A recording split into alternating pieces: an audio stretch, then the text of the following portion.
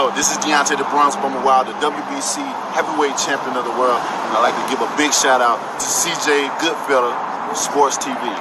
Bomb Squad, baby.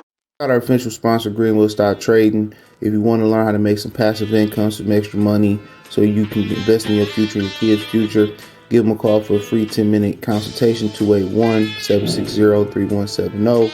Go get to the bag. All right, man. Bill Haney fired back at Shakur Stevenson. Claims that, he got the best of Devin Haney. He wanted to smoke. So Bill basically said that that Shakur, what Shakur was doing was a publicity stunt. But let's talk about it. Check out the Boxing News playlist. Thumbs up the video. Share the video. Subscribe to the channel. Subscribe button. Hit the bell icon button. Hit all notifications. Increase your chance. Get notifications. We go live or drop video. So, yeah, he said what he was doing was like a publicity stunt. Said because they not going through the proper precautions. He said, he asked Bob Arum about it, and Bob Arum offered him Josh Taylor and the Tio. He only talked about the Josh Taylor and the Teofimo Lopez winner. So he basically saying that he was doing it for clout, that there's no real plan behind it. He also talked about them having to go find the money for the fight or something like that. He was on the Boxing Voice, but so you got to understand, there's the fighter, there's the management, there's the promoter. All right. Sometimes there's people in between that, advisors, whatever. So what Shakur want may not be what Shakur management want. Shakur management want might not be what the promoter want, and going all around the circle. Same thing for Devin Haney, right? And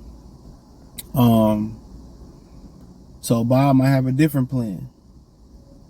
Bob might have a different plan. And he went on to say, well, Gervonta, Ryan, Shakur all said they willing to fight Devin, but ain't nobody reached out to fight him. And a lot of people say, well, you the champion, you got to be sending the offers. You should be sending the offers. You should be extending the olive branch to fight some of these dudes. Since you are the champion, you call the shots.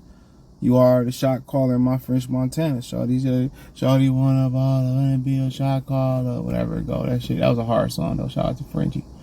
Some people may say, well, the challenger should let them know they want to fight.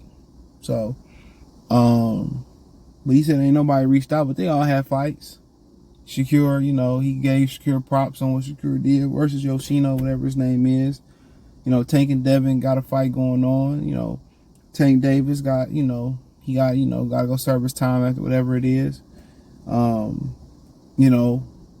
Ryan Garcia's been the one that's consistently been calling Devin out the most out of all of them. I mean, he said it right when he signed the Tank fight. He said it again a couple weeks ago.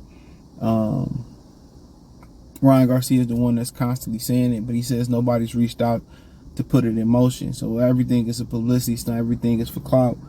He said they should sit down, make an offer, crunch numbers, and they really can do it. And it sounds like they're willing to do anything. He said the venue of the fight and all that, he'll leave that up to her son and the promoters to handle that. But, they open to everything. Sometimes you don't want to put the carriage before the horse, you know what I'm saying? Well, you never want to put the carriage before the horse. But they need to focus on Lomachenko. Gervonta need to focus on Ryan. Ryan need to focus on Gervonta. Shakur the one that can bust out and be free. He can say what the hell he want to say because he got his fight out the way. And if that's the fight they want to make right now, and they figure it's big enough to make, it's big enough to do, do it. Bill just saying, y'all ain't going through the proper precautions. Y'all ain't really trying to make the fight. Just saying that for publicity to build it up. And when I talk to your promoter, he talking about moving up. But also, maybe they feel Devin Haney can't cut the weight. Ain't going to continue to cut the weight. Even Shakur Stevenson said, I don't think it'll be wise for Devin Haney to stay at 35, and I'm getting stronger and he getting weaker by, paraphrase what he said, by continuing to cut the weight. Straight up and down. In my opinion, I prefer, if I think looking at their performances, I think, and it's hard to, kind of gauge Shakur. But Shakur looked real good. He looked powerful. He looked comfortable. And Devin Haney, you could tell, he don't look comfortable at 135. You can tell his legs. How they say Deontay Wilder when he put on that weight versus the second fight versus Tyson Fury? how he put that weight on, and he didn't look balanced. He looked like a spinning top. It's kind of how Devin is. You can tell Devin ain't got no legs. And Joseph Diaz said that, if he put he move up and he get that extra weight, he'd be a lot stronger in the lower body. And that's where your power come from.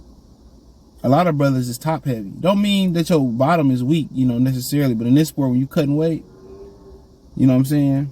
A lot of white people is bottom heavy. So, but yeah, you could tell, and Shakur said that. He was like, man, that wouldn't be smart for him. If he killing himself to make this cut, go up to 40, you know what I'm saying? And obviously he got some good fights at 41s that people forget about. Robert Jr., I don't know if he recovering or what's going on with him, but, remember Devin was talking that shit to him.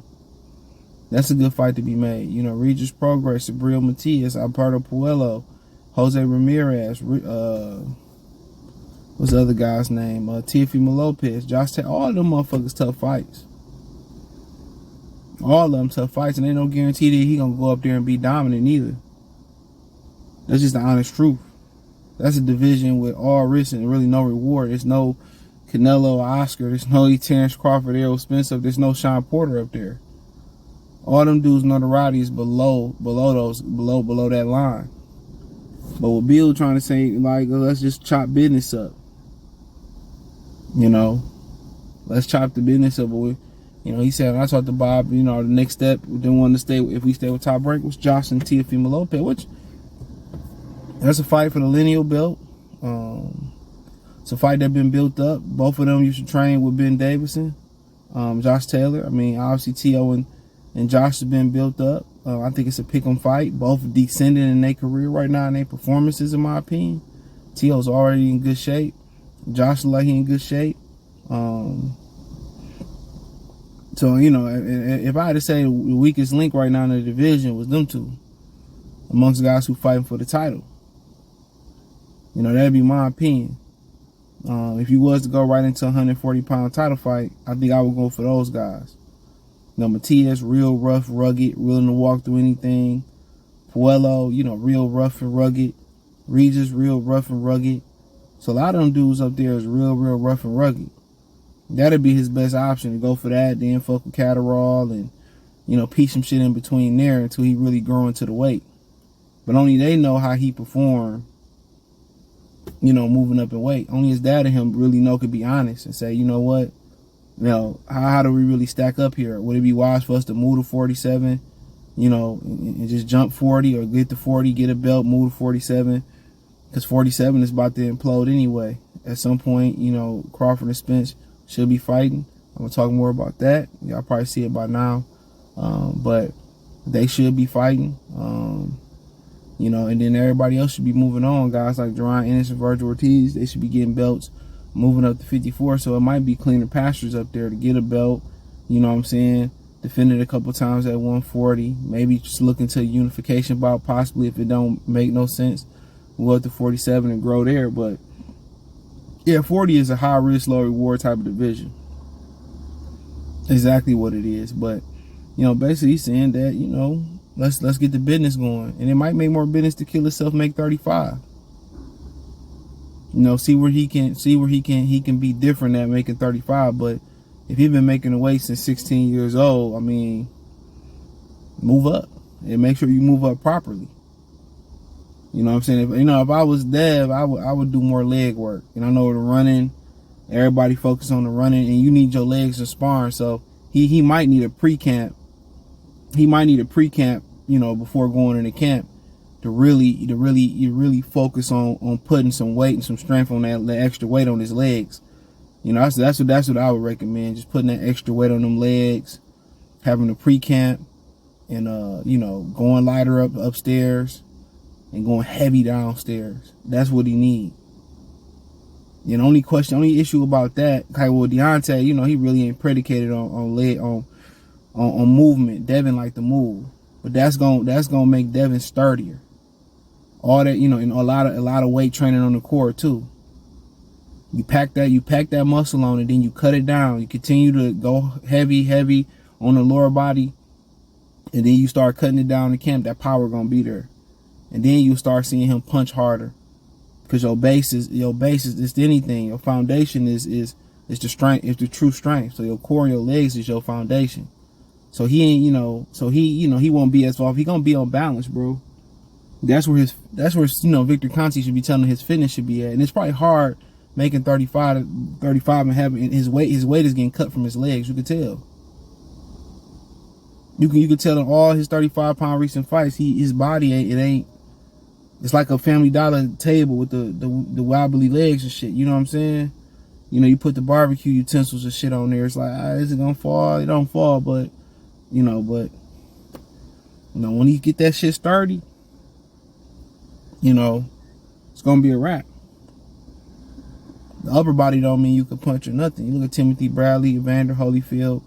That true power. If he really want to punch harder and take a better punch, probably moving up and really having a really strong camp on his pre-camp on his core and his legs, and just go light upstairs.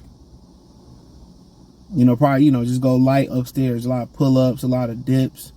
You know what I'm saying? A lot of push-ups, a lot of tricep dips, a lot of body dips. You know what I'm saying? That type of stuff. And you'll notice too, when he go lighter ups, he gonna be even faster upstairs.